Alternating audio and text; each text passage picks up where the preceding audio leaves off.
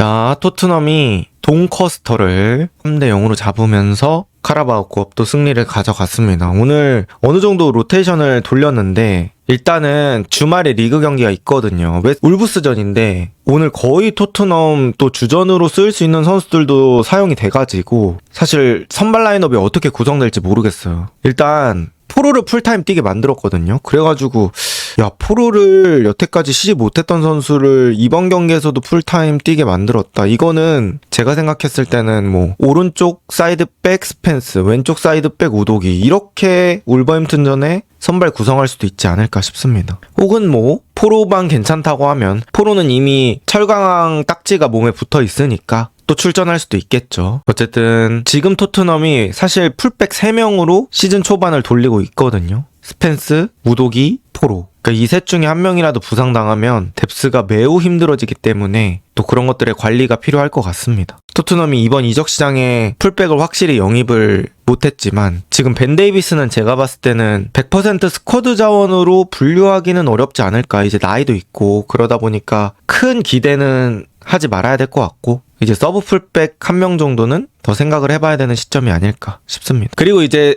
그레이가 오늘 미드필더로 나왔는데 저는 오늘 그레이 미드필더 괜찮았다고 봐요. 그러니까 그레이가 오늘 되게 많이 움직여줬고 그리고 오늘 토트넘이 약간 저는 선수들 전체 분위기가 조금 볼을 끄는 선수들이 꽤 여럿 있었다고 생각을 해요. 근데 이제 그레이는 그 와중에도 할 것만 딱딱하고 간결한 모습들이 있고 공 없을 때도 계속 적극적으로 움직여줬고 또 이제 존슨이 오른쪽에서 공 잡았을 때 계속해서 하프 스페이스 띄워주면서 존슨이랑 간결하게 연계를 해보려고 했던 것 같습니다. 그리고 오늘 프랭크 감독이 이제 포로를 선발로 넣으면서까지 그레이를 미드필더로 출전시켰거든요. 이제 보통 이런 상황에서는 그레이가 오른쪽 풀백도 볼 수 있기 때문에 그레이를 또 풀백으로 넣으면서 로테이션을 생각해 볼 수도 있는데 포로를 이렇게 넣으면서까지 그레이를 미드필더로 출전시켰다는 건 그래도 프랭크 감독이 그레이를 확실히 이번 시즌에는 땜빵 대신에 미드필더로 키워보겠다라는 생각이 묻어나오는 오늘 경기가 아니었을까 싶네요. 저 개인적으로는 이제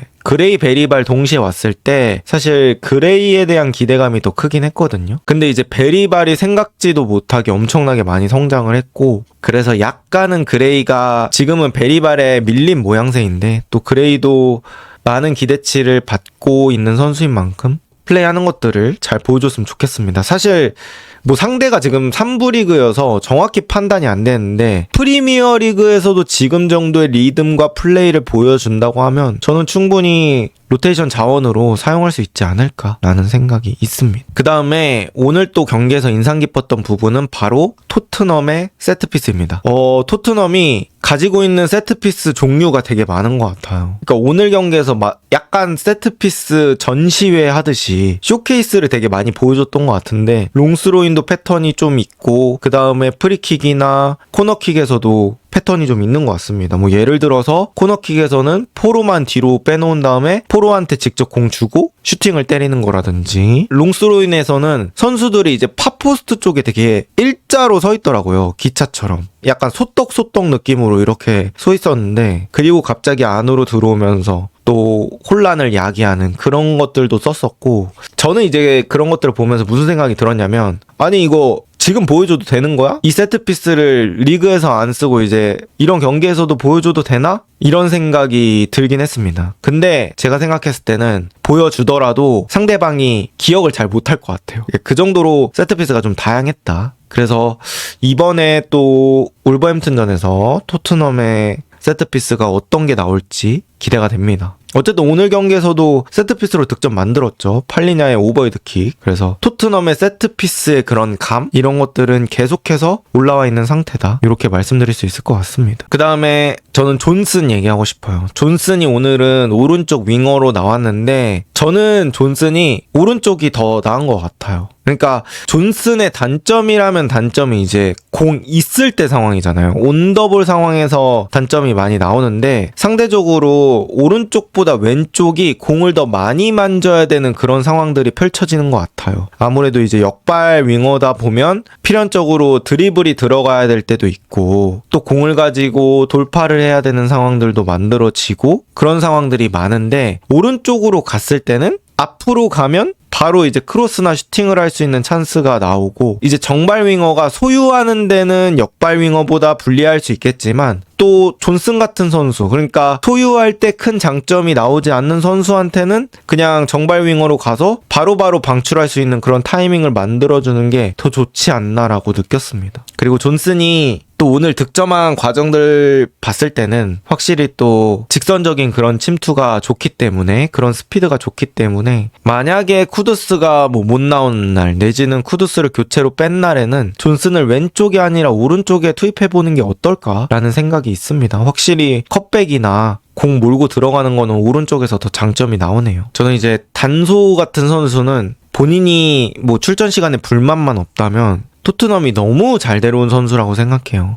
롱스로인 스킬도 있고, 또 백스리 체제로 바꿀 때도 단소가 큰 구멍 안 내고 잘 해주고, 또 세트피스 상황에서 자기가 던지는 거 아니면 직접 그 상황에 참여해가지고 헤더로 뒤로 넘겨주고, 이런 모습들 봤을 때는 단소가 그런 공중볼 옵션에도 가지고 있는 것들이 많다. 그리고 과하지 않아요, 선수가. 그러니까 플레이를 하는데 내가 교체로 조금 나온다고 해서 너무 많은 것들을 보여주려고 하면서 막 빌드업도 괜히 멋있는 거 시도하고, 그러니까 뭔가 하려는 선수들 있잖아. 근데 이제 단소는 그런 느낌이 아니고 자신이 주어진 역할을 되게 묵묵하게 해내는 느낌이 있어서, 뭐 서브로는 진짜 이만한 선수가 없다고 생각을 하고, 단소가 경험이 없는 편도 아니잖아요. 그래서 경험도 어느 정도 쌓은 상태에서 토트넘에 들어온 거기 때문에 진짜 이만한 서브 구하기 힘들다. 또 이제 드라구신이 돌아올 테지만 드라구신까지 돌아온다고 했을 때는 뭐 토트넘 센터백 뎁스가 너무 좋지 않을까 싶습니다. 그리고 이제 텔 얘기를 좀 해볼게요. 텔은 그래도 이제 감독이 챔피언스리그 명단 제외를 하고 나서 뭐 이런 리그컵이라든지 저번에 웨스트햄전 선발 출전시킨 거 보면은 그래도 쓸 수 있을 때는 계속 쓰면서 텔을 키워보려고 하는 것 같아요. 근데 이제 저는 텔이 뭔가 기술적인 문제라기보다는 심리적인 문제가 좀 있지 않나라고 생각을 합니다. 그러니까 본인이 너무 부담감이 많은 것 같아요. 이제 플레이하는 상황에서도 내가 좀 너무 보여줘야 한다는 그런 생각에 그냥 주고 움직이면 되는데 너무 볼을 많이 끄는 모습들, 그리고 약간의 군더더기가 있는 터치들이 좀 있는 것 같아요. 근데 이제 오히려 그런 것들이 사실 템포를 좀 죽이기도 하고, 팀 전체적으로 봤을 때 이 공격을 전개해 나가는 과정에서 그런 속도를 낮추는 것들이 있기 때문에 저는 이제 텔이 그런 심리적인 부담감을 내려놓는 게 먼저가 될 것 같습니다. 너무 보여줘야겠다는 생각 말고 오히려 좀 간결하게 가면서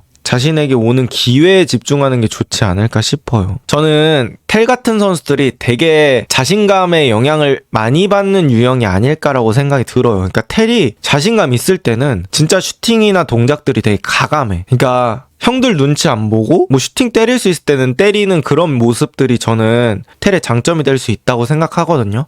근데 이런 선수는 그러니까 자신감이 빠지면 시체예요. 그래서 이제 그런 것들을 해결해 줄 수 있는 최고의 보약이 뭡니까? 바로 골이죠. 그래서 텔이 뭔가 골 터지면은 그래도 경기력이나 이런 거는 조금 올라갈 그런 유형 같다고 저는 생각을 하는데, 사실 오늘도 텔이 헛발질도 하고 뭐 슈팅이 막히기도 하고 하면서 조금은 안 풀렸던 경기가 아닐까 싶습니다. 어쨌든 어린 선수이니만큼 뭐 그런 것들을 좀 주변 동료들한테도 도움을 받아가면서 심리적인 개선이 좀 필요하지 않을까 싶습니다. 시몬스는 저는 사실 브라이튼 후반이 더 좋았던 것 같아요. 오늘 경기는 사실 그렇게까지 좋은 느낌은 아니었다. 저는 오늘 시몬스, 오도베르, 텔 이 세 선수가 약간의 그 플레이 느낌이 좀 비슷했다고 느꼈는데요. 그러니까 그 세 선수가 모르겠어. 제가 그 선수들의 심리는 정확히 모르니까. 근데 약간 상대가 3부라서 얕봤는지는 모르겠는데 확실히 리그 게임이나 이런 거 할 때보다는 간결함이 좀 덜해졌어요. 그러니까 드리블 시도가 유독 많은 느낌? 바로 줘도 되는데 더 어렵게 가는 느낌? 그러니까 더 간결하게 갔으면 좋았던 장면이 훨씬 더 많이 나올 수 있었는데 오히려 그런 상황에서 제일 간결했던 게 그레이고, 사실 뭐 텔, 오도베르, 시몬스 이런 선수들은 오늘은 조금 간결성이 좀 떨어졌다라고 저는 느꼈습니다. 그래서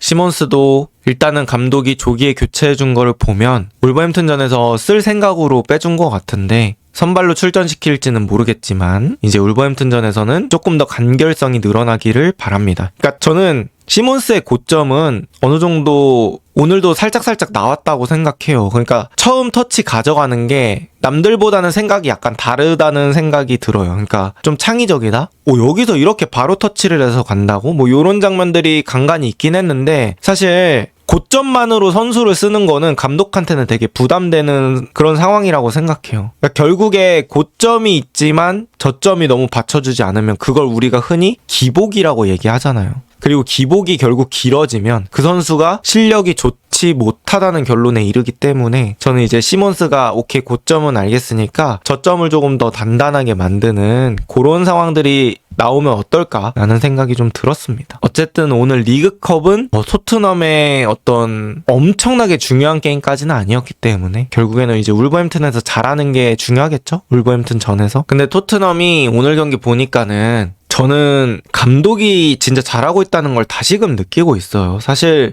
프랭크 감독이 오고 나서 토트넘이 부상이 없는 게 아니거든요. 뭐 메디슨 같은 선수는 진짜 토트넘의 핵심 선수인데 오자마자 바로 부상을 당하고 솔랑키도 거의 제대로 써보지도 못하고 비수마는 이제 스쿼드에서 거의 제외된 느낌이라고 봤을 때는 그리고 풀백도 지금 3명으로 돌아가고 있기 때문에 넉넉한 것까지는 아니고 그러니까 셉셉이도 없고 그런 상황에서 저는 있는 살림에서 되게 잘해주고 있다라고 해야 될까요? 감독이 지금 있는 선수들로 되게 성적을 잘 짜내고 있다라고 저는 표현을 하고 싶어요. 그래서 제가 생각했을 때는 토트넘 이번 이적 시장 최고의 영입은 감독이 아닐까. 지금 시점까지는 그렇게 생각을 하고 있고요. 여기서 이제 프랭크 감독이 그 상황에 맞춰서 잘 스쿼드를 꾸려간다는 그런 생각이 들어요. 그리고 전술적으로 또 스쿼드 퀄리티적으로 꽉 채워줄 수 없는 부분들을 뭐 세트피스 같은 것들로 준비하면서 되게 성실성으로도 승부를 본다는 느낌도 있고 그래서 감독이 지금 토트넘에서 할 수 있는 것들을 열심히 많이 해주고 있지 않나 라는 생각이 있습니다. 그리고 이제 토트넘은 울브스가 지금 리그 꼴등이고 승점이 없어요. 그러니까 전패이기 때문에 울버햄튼전 무조건 승점 3점 챙겨야 되는 그런 경기거든요. 그래서 토트넘이 또 리그에서 좋은 모습을 보여줄지 지켜보도록 하겠습니다.